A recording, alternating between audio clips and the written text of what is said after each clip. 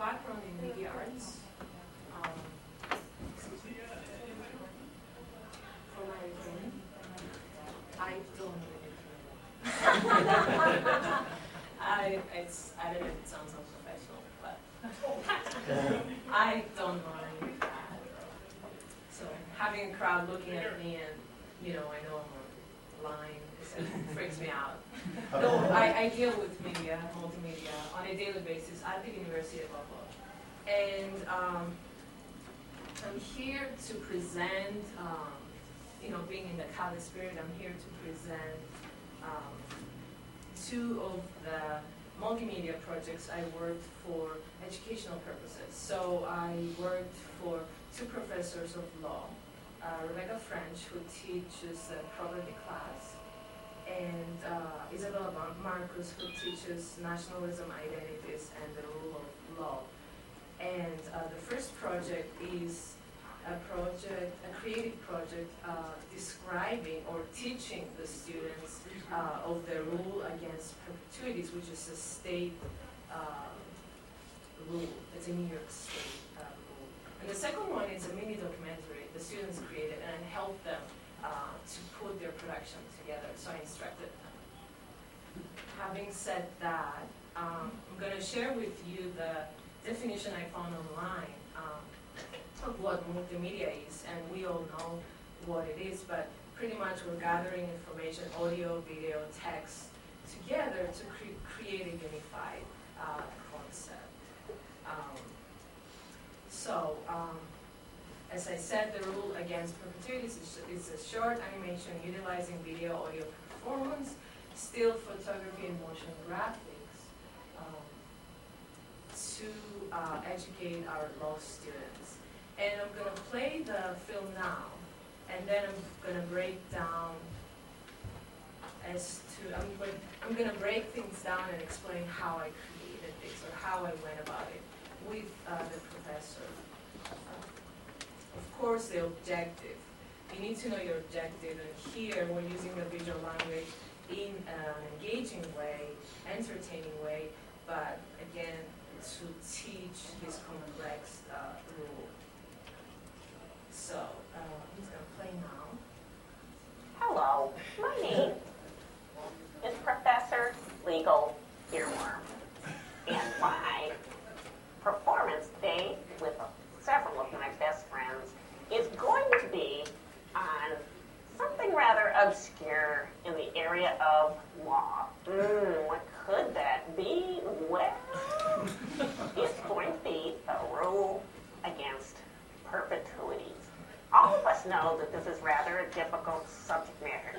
As a matter of fact, it really trips up almost everybody that I know. But we have a simple tune, and if you remember that tune, you'll be able to know it just lickety-split every single time you need to know it. How often is that going to be? I don't know.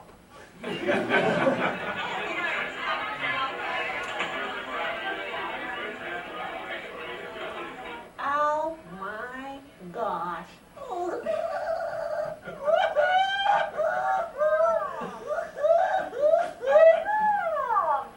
my gosh, I can't say it. And I can't learn any of these things I'm supposed to be learning in law school. It's all impossible. What are you trying to learn? Oh, this stupid rule is a state to teacher interest. I'm so confused. I just hate it. I really, really, really, really, really hate it. What particular do you need to learn?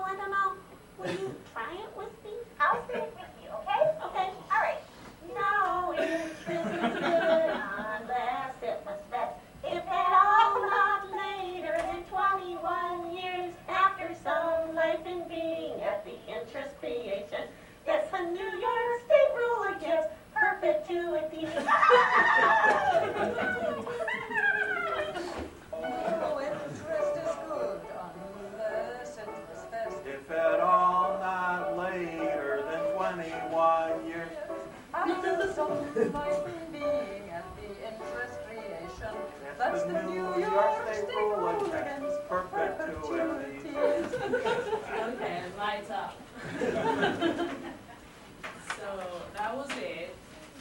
And now I'm just going to explain to you how we came about this. And this is the next slide. So from inception to production day, the first step was to get together with the professor and talk about what she really wants to convey. And so she explained to me what this is all about. I had no clue about this law, about this rule. It was quite difficult to understand it at first. So, was that her voice, by the way? yes, this is Rebecca French. She performed. The production took place at the law school in a classroom. We have no studio, and everybody helped out. Our webmaster sang, Rebecca French sang, and we had students and other librarians to perform. So it was quite entertaining for us too. So how it came about the puppets. Video is really difficult. Not difficult in the sense, it's a medium that if you don't know how to use, it can come across as cheesy. So we had all these ideas, the students sing and this and that, but it had to make sense. It had to be a memorable reality for everybody. It had to be something that the students relate to. So that's how I thought of the puppets. And then when I mentioned the puppet theater, Rebecca says, "Oh my God, I have a huge collection." She said, "I have a huge collection at home, you have to come and see it." And so I did. And she has more than 50 puppets in her house. And I was just thrilled, and I took, let's say, 20 of those, and I thought they're appropriate. And I screen tested them. You know, no, it is very important for the talent to be, the prospective talent to be screen tested, because not everybody writes well on camera. So I'm going to show you samples of the screen tests. And then I went and looked for scripts based on puppet theater dialogue. So I had to figure out how I'm going to put my script together. And then we had more meetings, and then this is going to be a series, and Rebecca came out with a legal earworms professor, which is Mr. Earworms that you saw before. And then we concluded to the other talent, the other puppet talent. And we agreed on a script selection. I suggested the hallway, the student hallway, to make it real. And I went ahead and did some still photography on the location. So I created my storyboard, my virtual storyboard in a way. The next step, a law professor who plays piano on the weekends in bars and hotels. I can't remember his name. Terry, do you remember his name? The professor who recorded the piano. Do you remember? No, I don't actually. Oh, he helped us out by recording the tune, and then I went ahead and ordered equipment and set the production date. These are some of the prospective talent. It didn't work out though. So the reason it doesn't work out is obvious, like their eyes are not clear, too much hair, or I don't know.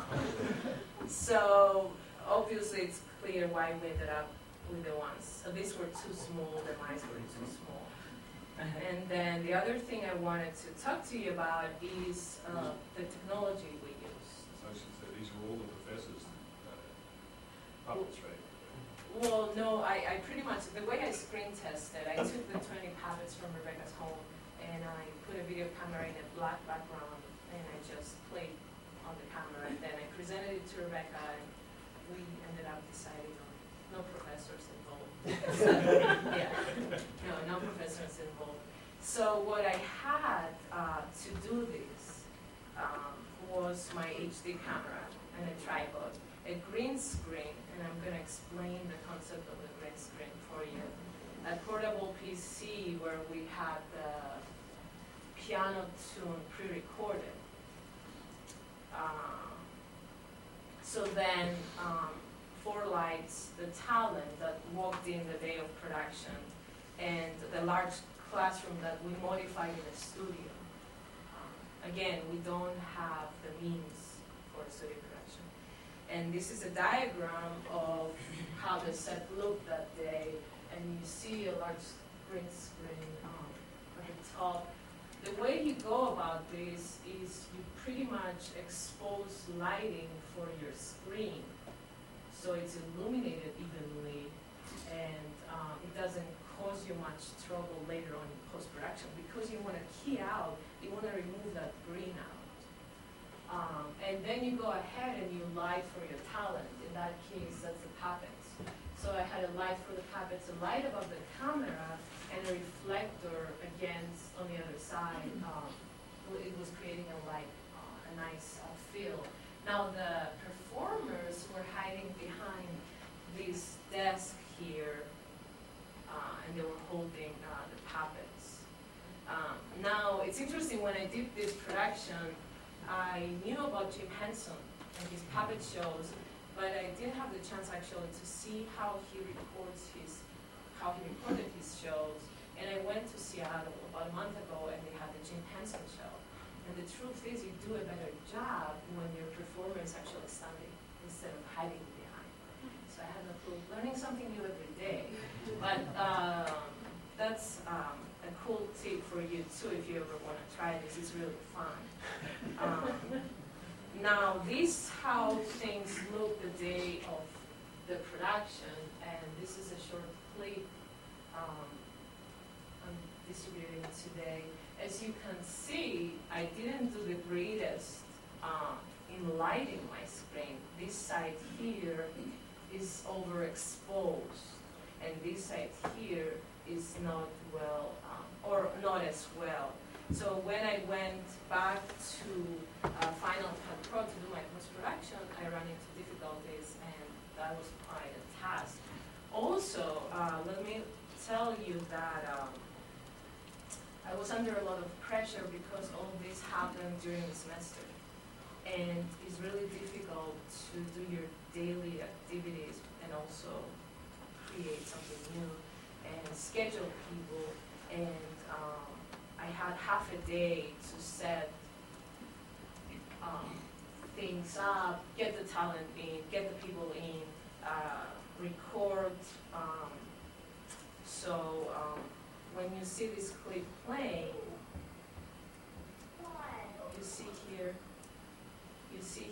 you see the performer's hand.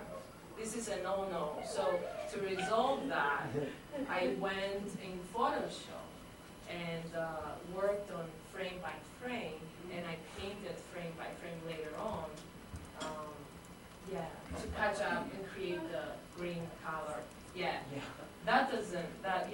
It sucks. But that's why you have to be prepared on your production, so to eliminate obstacles like that. So that's how it looked initially. And you see that the audio is not that great. The talent was mic'd, but it wasn't good enough, so I had to enhance audio later. So the post-production software I used is the Sound Studio, Final Cut Pro, Adobe After Effects for the graphics, Adobe Photoshop for retouching, and that's about it. It was a lot of planning, a lot of post-production, and this 1 minute piece was just distributed in class. We got the students' feedback, and we're hoping to proceed with further on the series. One thing I wanted to point out is to make such an educational and instructional piece for any class, it's important to recognize what your objective is and be able to give, through the visual language, to give them cues, and cues, as we found, is to create memory for your audience, and to find affiliation, and that was a puppet. Everybody knows what a puppet theater is, so that's really important. so to create relations. Of course, rhythm and pace, simplicity in the concept, motifs. In that case, a motif is mainly, I guess, the puppet. And you can call, or the prop, a motif. It can be, I don't know how to explain that better. If you have questions, I can elaborate on that more. And repetition. So the students need to learn this, you know, and by playing the tune constantly, they eventually get it. And I hope they get it. And that's about it. And here are the lyrics, and I can play it again for you, and I can take any questions before I proceed to the next project. Yeah. You had mentioned that you did all the keying in Final Cut Pro. Yes. Just from my experience, I find that the keying capabilities of After Effects tend to work a little bit better. They should. No. Yeah, I actually went online and looked at YouTube and how people do things. So I checked I checked something on YouTube about that, and I'm willing to try that. Yes, I'm ready for it. Yes. Everybody knows what keying out is, or should I show you examples of YouTube? Do you have questions for that? Removing the color, is that of interest of you? Would you like to see? Let's go online really briefly. Of course I'm not going to. And I'm going to use UCB World.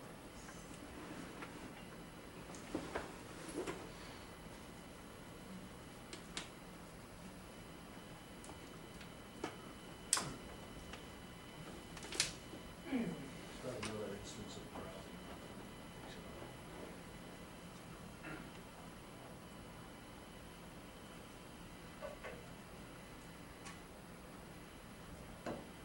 It's, as you can see here, I'm not, let's see.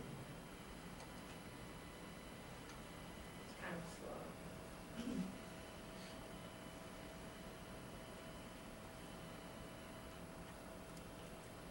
Almost impossible.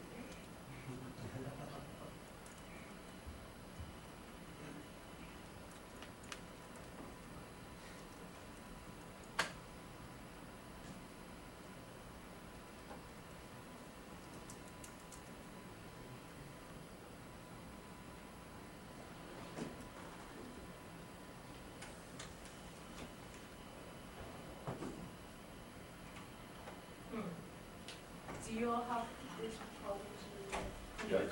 It's really slow. Well, all the Macs have been having problems in like this room, at, you know, various, well, mine has, not for several other people. Yeah. It actually helps you, if you go up to the little icon, the one at the top, the airport icon, and just kind of click on the icon, it'll start scanning and you'll get data. It's really bizarre. Oh, my UCB wireless icon? Yeah, just the icon that you clicked on there. I was doing that yesterday. It'll scan and then you'll get some data sometimes.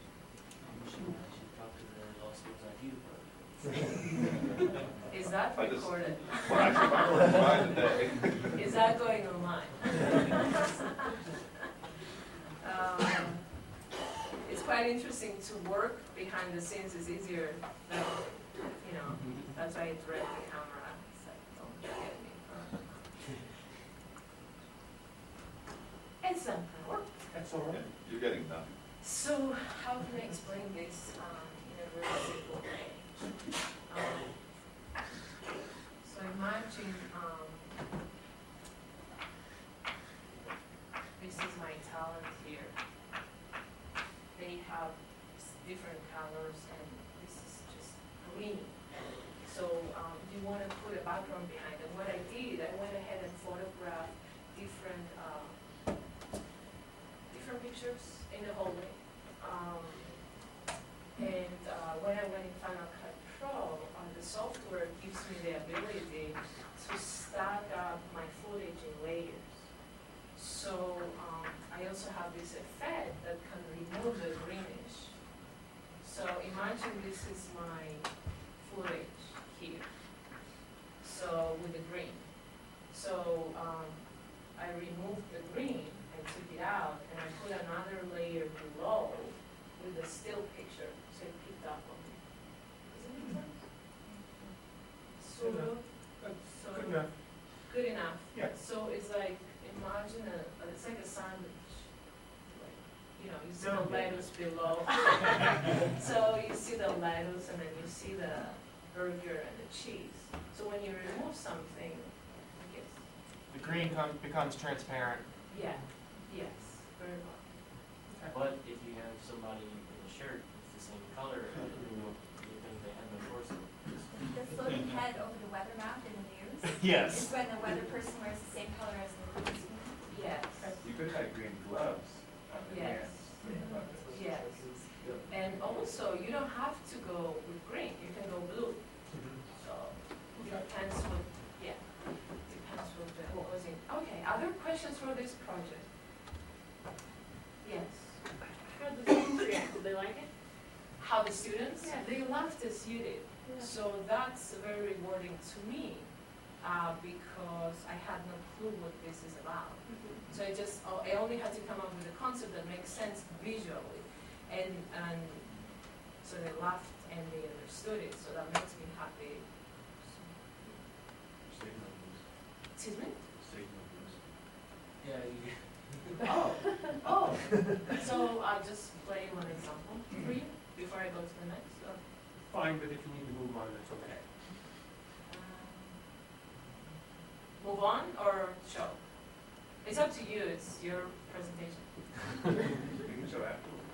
Okay, I'll show afterwards when we're done. Okay. Hi, Safari. New slideshow. Oh, God. Okay. Click, or just go back. Escape.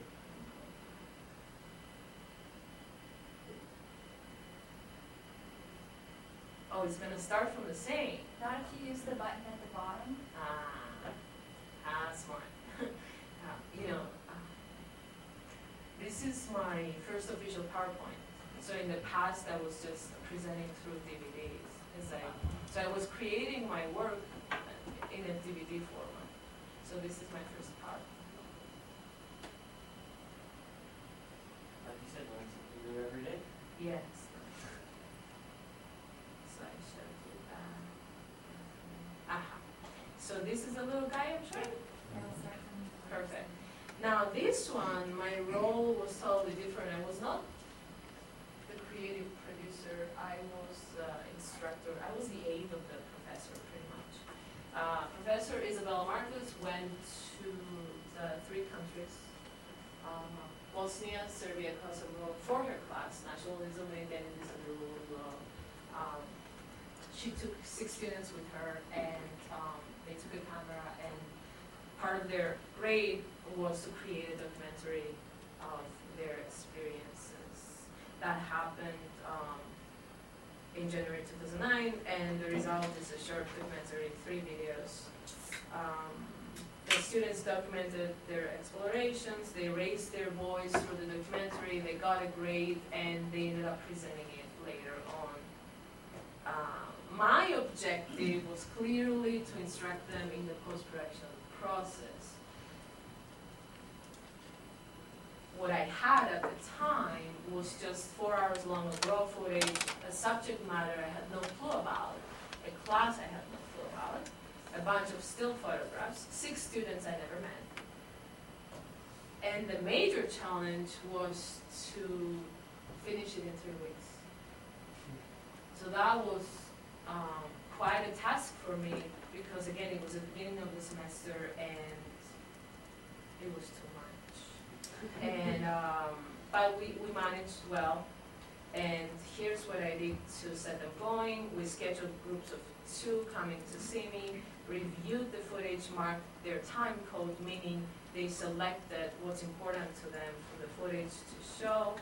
We had brainstorming sessions and guidance as to how they script, write, and narrate their voiceover, and then they came to my office. We don't have a sound booth. I just hooked up a podcast mic on my computer. They recorded their voiceover, and then I helped them to assemble their final documentary. So they sat with me, and instead of teaching them how to put it together, I did it for them because there was no time. And I'm gonna play the first. So the students are producers on that.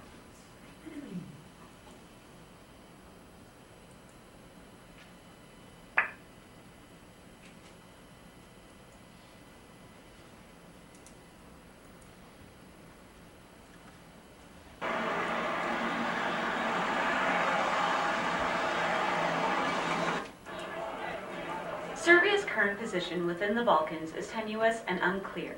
To Bosnia, Serbia was an aggressor led by the former Milosevic regime.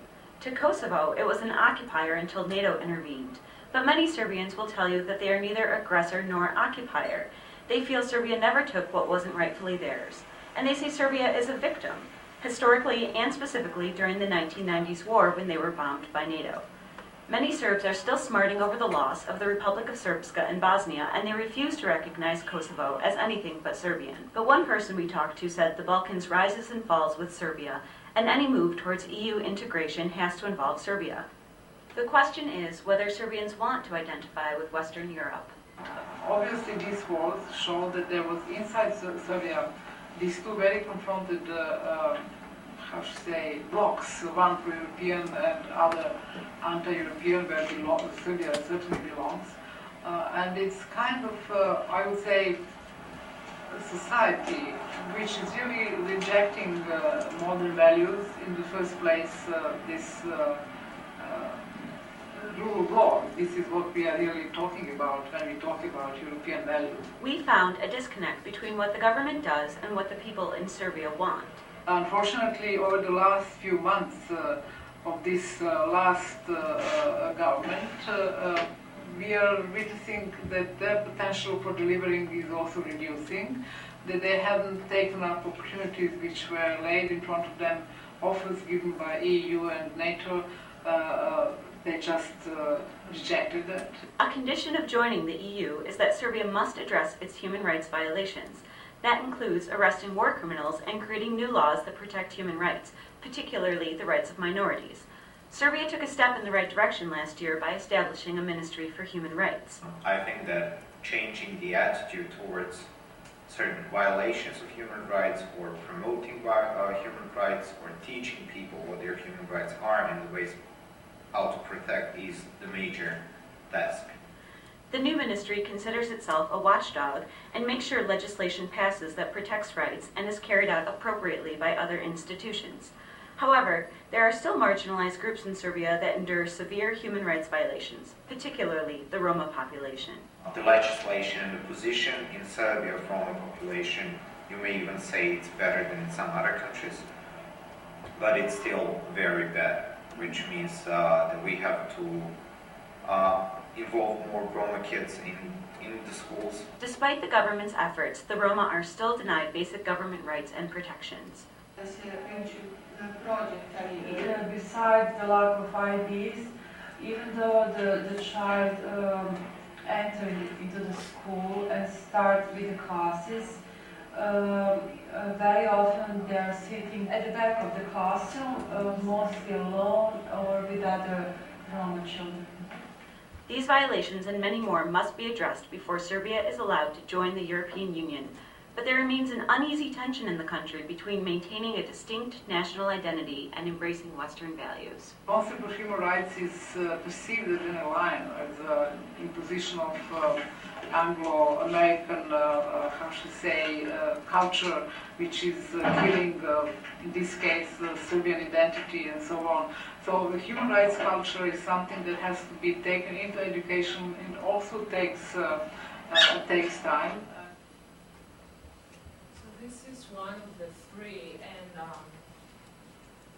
in my opinion, one of the students on this one, she's a journalist. She actually works for TV, and I think that's the most successful one. Not to say that the other ones are not as graceful as interesting, but to me that stood out. And I'm playing the second.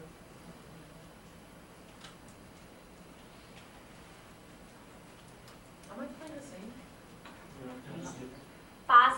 Herzegovina, the first nation that we visited, is rich in cultural, social, and European history.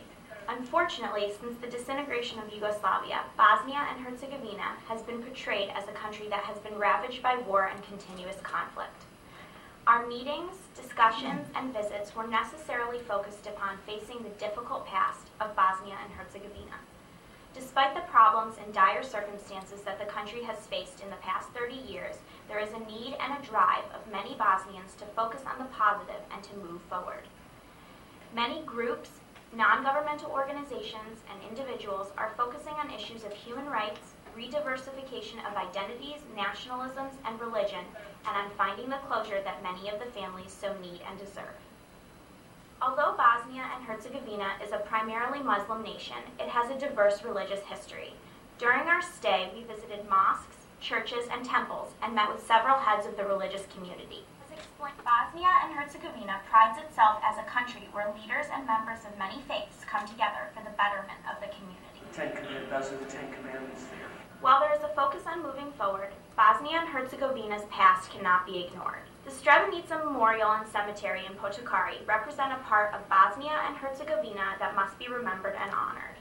July 2005 marked the date of the largest mass murder in Europe since the Second World War. The deep feelings of loss and suffering continue, and the victims will not be forgotten.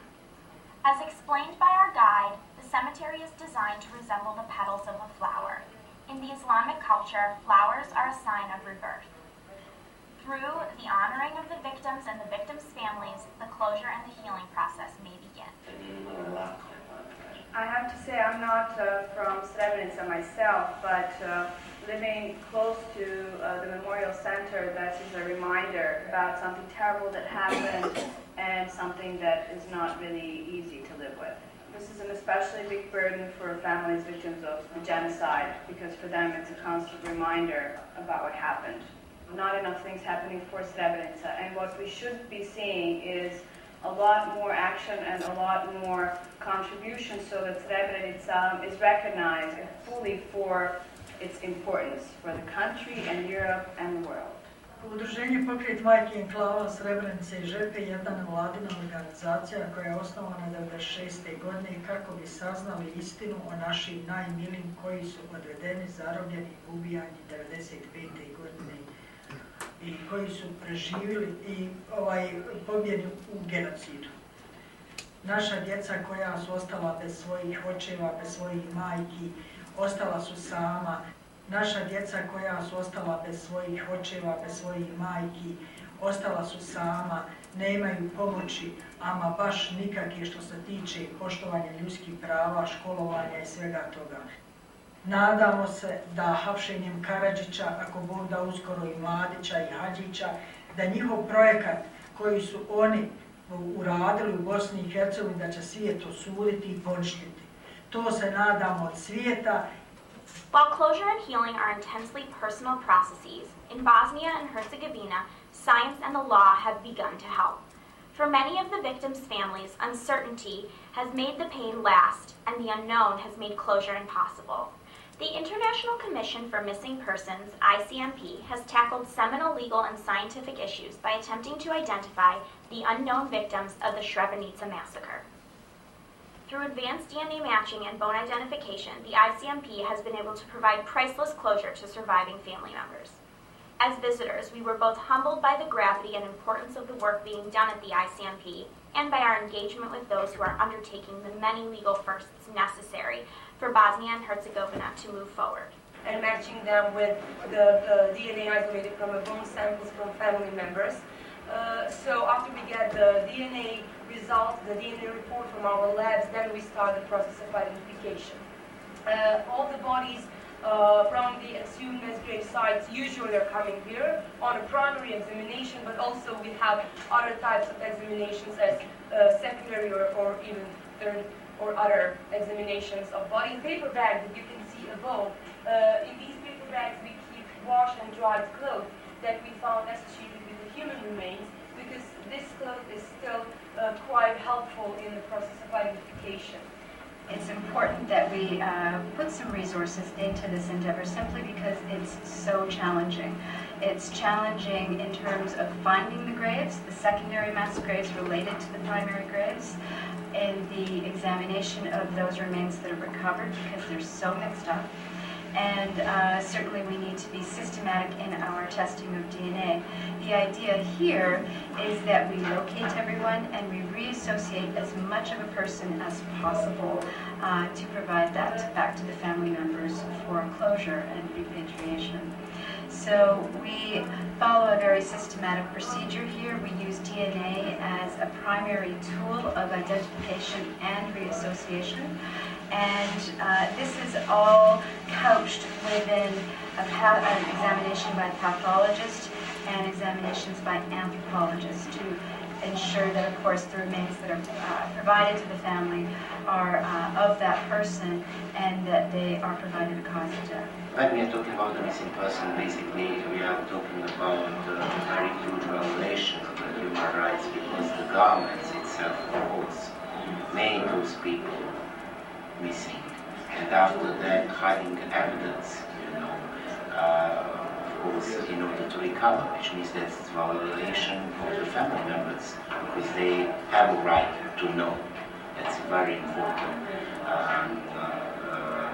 also to say, which means that resolving the issue of the missing person basically is a very, very important task which every single country which is facing with the issue of missing person had to resolve, because it's important not only for the living family members but also for the reconciliation process, for example, in Bosnia and Herzegovina, for the people who identify their loved ones. It's much easier to return in their old places of living, because if without having the truth, it's quite difficult for them to continue with their life. Which means the right to know is very important, and violation of that right is definitely the biggest violation if you, of course, forget for the moment violation or basically killing these people. I didn't have much authority as to how the students are going to present their projects, so I just had to, they had to be free to express and raise their voice. I did try to enhance the volume as much as possible. For the amount of time I had, I think it worked okay. Let's see, this is the last one. Nope. Last one.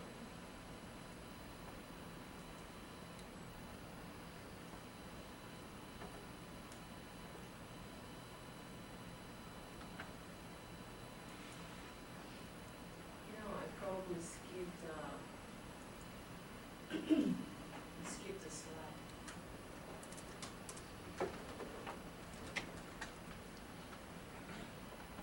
Huh.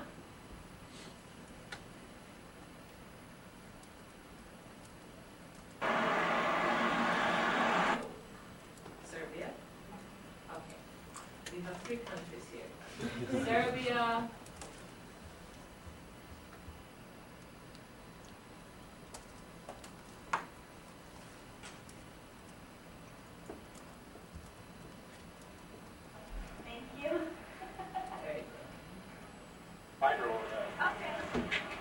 On January 18th, we traveled from Belgrade, Serbia to Pristina, the capital of Kosovo. Although the 1995 Dayton Agreement ended Milosevic's genocide in Bosnia, the apartheid waged against Albania. No.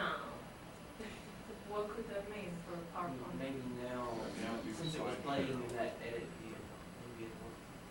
Huh. No, it doesn't. Maybe they go out and swallow up. Nope.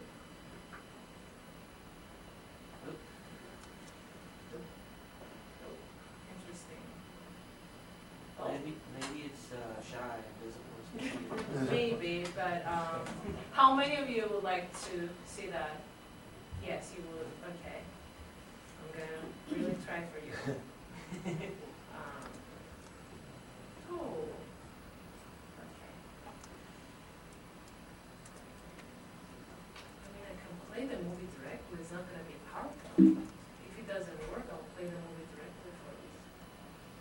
Yeah. That works. Yeah.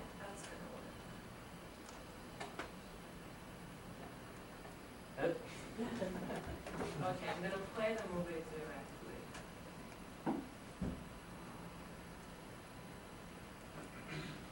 So I have Bosnia here.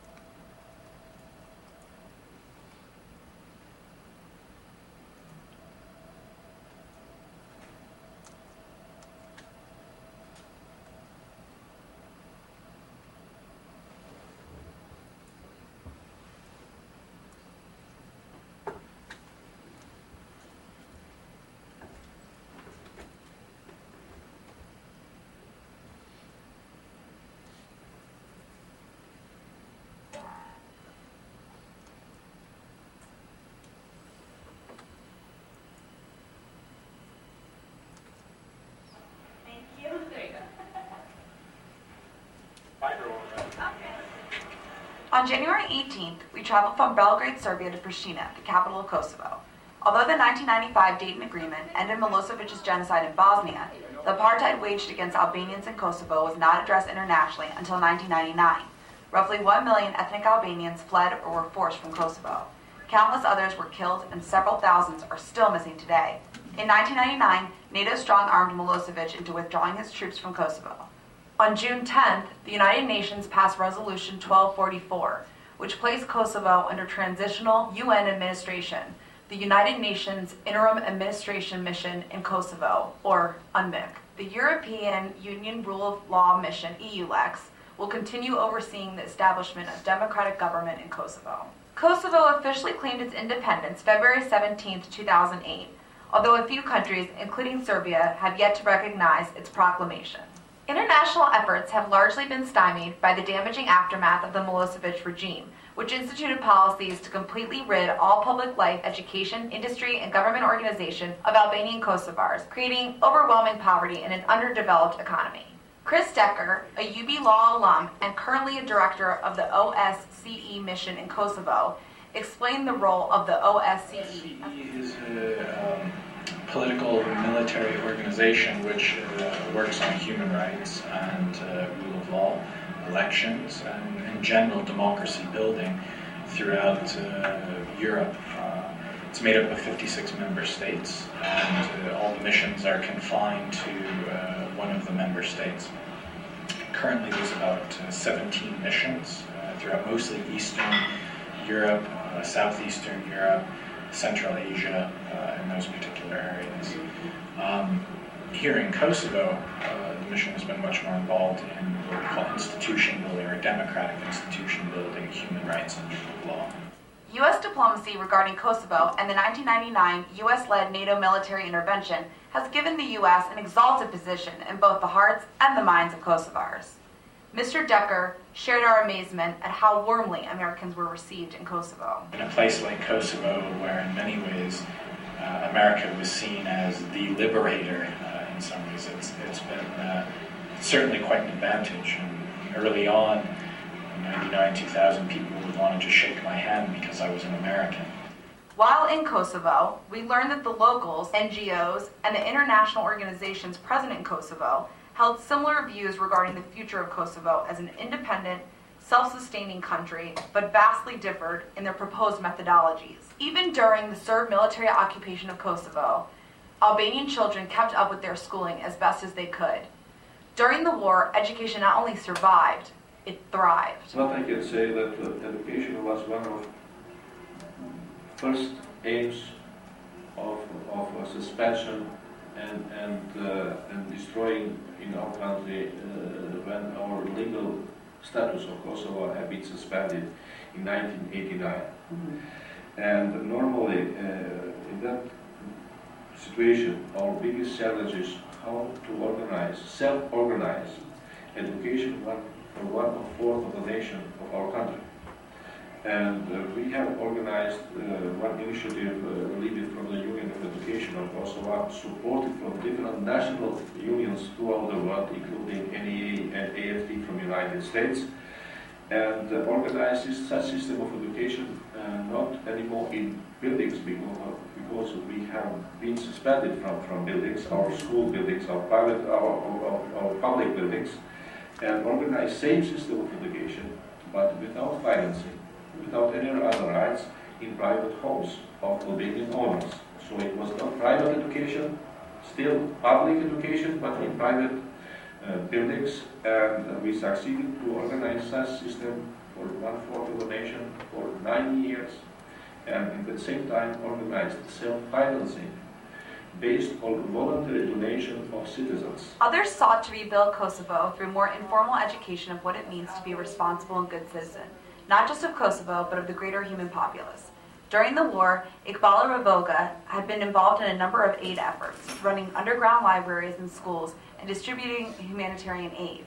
After the war, Iqbala founded the Kosovo Women's Network in January 2006 to address women's rights issues, which were largely neglected by UNMEC. Kosovo Women's Network, together with Women in Black Network in Serbia, didn't just start cooperating then. We started our cooperation, our networking in the 90s.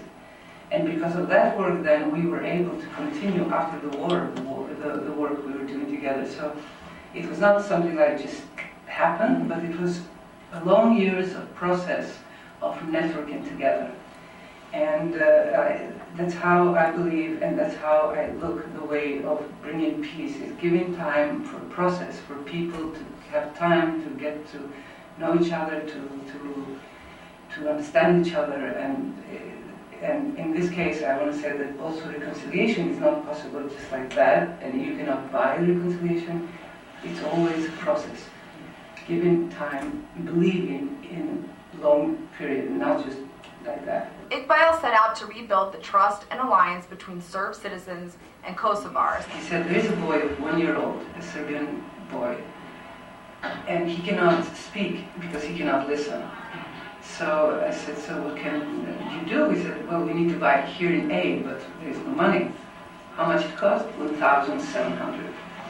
I said, why don't you go to some humanitarian organization like UNICEF? And yeah, he said, I did, but it cost, it takes 6 months to be approved, the project.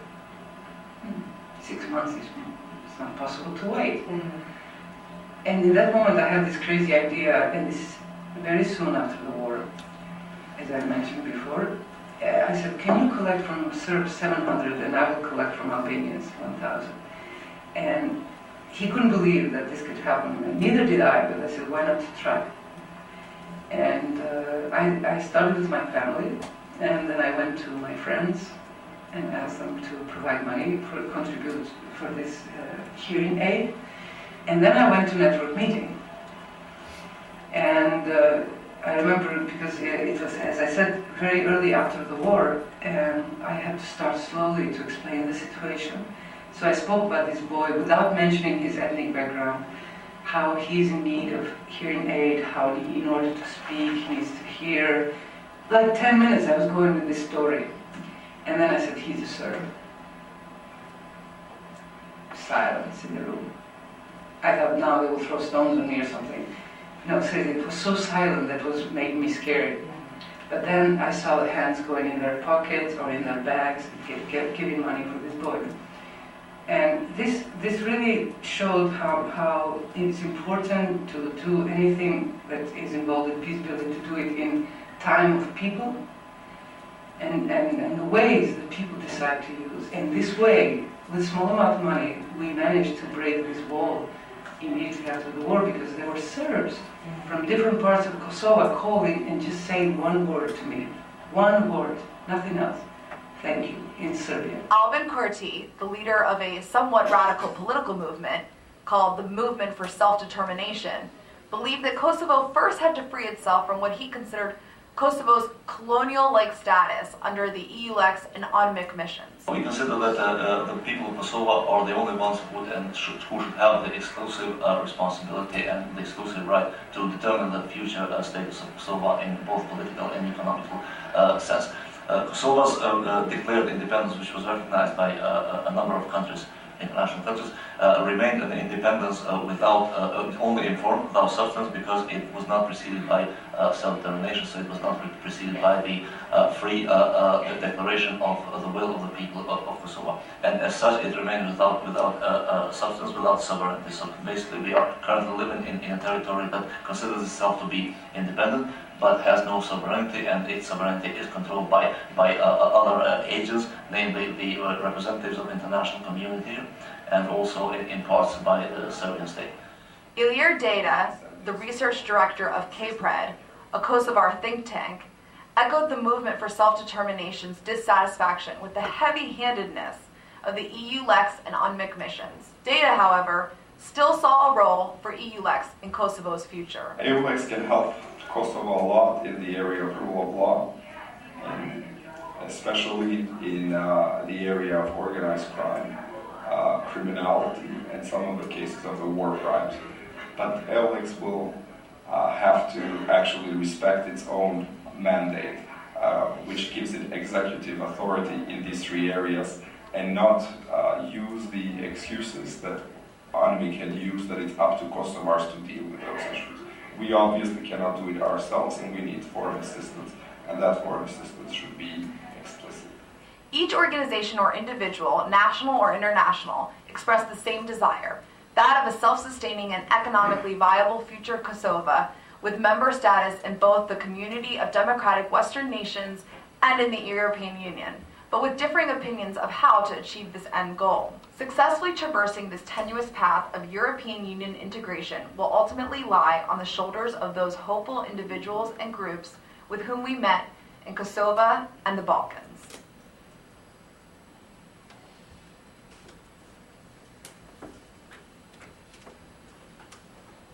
Do you have questions? All of the editing and things that you were doing, were you just using Final Cut to do like all of the text overlays, like people's names and organizations they're with and all that? This one in particular, there was no time, so I used what I had in Final Cut. Usually I create my titles in After Effects and I try to create an interesting graphic, but with this one, I just had to be done in 3 weeks. So, yes, I used... But for the most part, all of the editing on these three, you used Final Cut, It was After just- Effects, and no, Photoshop a little bit? I didn't even, let me think what I did with this one. I'm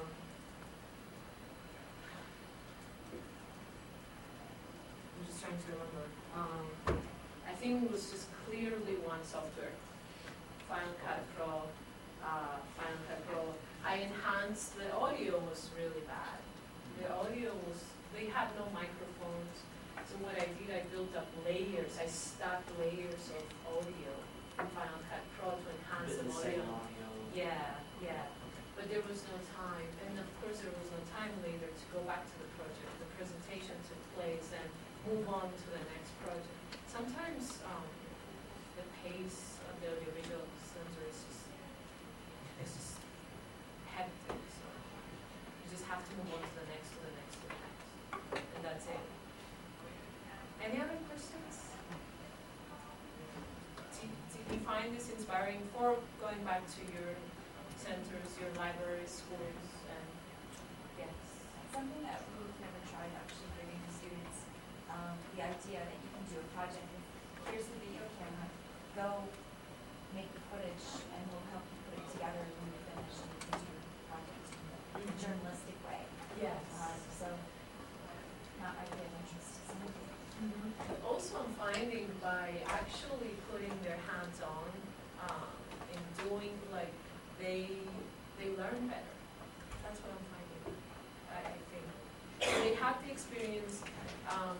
You know, after they came back, we had an interview session where they spoke about their experience, and then they actually put their voice together. So that was nice. That was neat, and they were all happy and proud. So making a difference one step at a time, an individual at a time, that's the purpose of education. Yes? You're doing what the renderings do through the videos and stuff. That seems to be my biggest issue. Me too, and my supervisor is here. We need to buy better equipment. And I know, lack of money. What do you do? Well, sometimes I go back on the weekend, and it's not good. Yeah, I'll sit overnight. So what do you render on your hardware? Do you I know the have a Mac specifics? Pro, right? Like the 8-core? The latest one, yeah, I'm lucky on that. But still, it's not enough because we're talking about a lot of gigabytes. We're talking about, this was like 40 gigabytes at the most, or 60, just the 4-hour footage. I think it was that. What do? I try to time manage and also try to convince my boss to get more. I time manage. So you plan ahead, and then, so I do what I need to do in the day, and then when I leave at 5, I render and come back the next day. If I have to come back in the weekend. Does anybody else know, maybe you know, Apple's Xgrid stuff that you can do for distributed computing and that kind of thing? Could you use that for this kind of thing, to distribute that kind of render job? I don't have any idea if it's usable for that particular application. Don't know, or? No, I should look into it. That's Because beneficial to me basically, too. like, we have some Mac labs at the University of Kentucky, and some of our research departments will sometimes come to the people who manage the Mac labs and say, we need, 50 of your, your really nice design Macs, and we're going to use them all night, and we're going to crunch this project on it. And so, and then in the morning, the machines are back to normal. Oh. They share the CPU of all those machines, and then you get the job done in the middle of the night instead of taking several days on one really big machine. Well, the difference with us, we only have one Mac, and this last Mac. And that would be a limitation. And that's the difference. But if you get the money and you buy a second one, let them work Our together. life, that's what we're hoping for. Yes, there's also the director of computing last summer was on his research mission, and that was using the little tiny little Macs. Mac Mini? Then, yeah, Mac Mini's going to make them into a cooperating computer. There's a little hive of them. So that might be less expensive if we could get more of the little small ones, that, so that it's easily stackable. Yeah, we can look into that too. That's great. Great advice. But I'd love to have a hive. Anything will do at this point. Anything will do. Thank you. Other questions? No. Thank you very much for